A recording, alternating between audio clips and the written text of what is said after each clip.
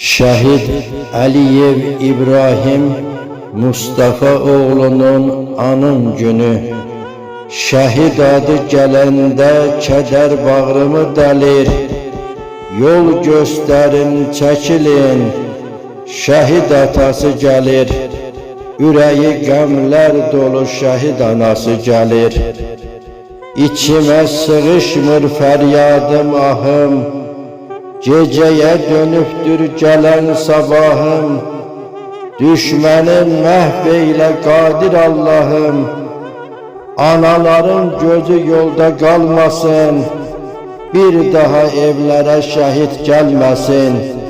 Arzu istəkləri dodaqlarında, nişan üzükləri barmaqlarında, bəylik libasları otaqlarında.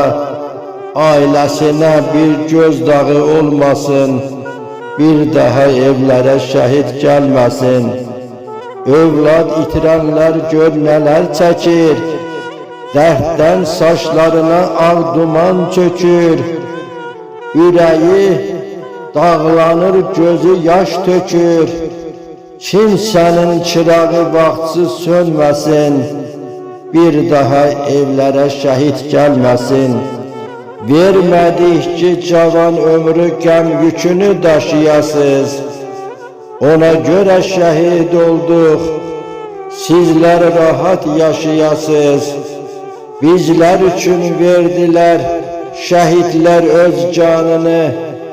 Hər bir zaman yad edək şəhidlər xiyabanını. Qorxu nədir bilmədilər, düşməni məhv etdilər. Bircə onu bildilər, torpaq üçün, vətən üçün, bizim üçün öldülər. Əlbəyaxa döyüşdə düşməni gətdiz dizə, azad edib torpağı əmanət etdiz bizə. Xalqımız canı dildən halallıq verir sizə. Məzarın nurla dolsun, cənnətlik olsun yeri. Yurdumun igidləri, vətənin şəhidləri, cəsarətlə döyüşüb düşmənə çəkib dağı. Şuşamızdan astılar Azərbaycan bayrağı. Qazi tək, şəhid tək döndülər geri.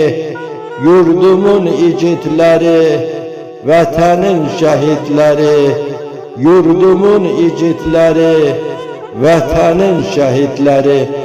Allah şəhidlərimizə rəhmət eyləsin, qazilərimizə şəfa versin. Kərbəlayı Abbas Yanar Səbirli.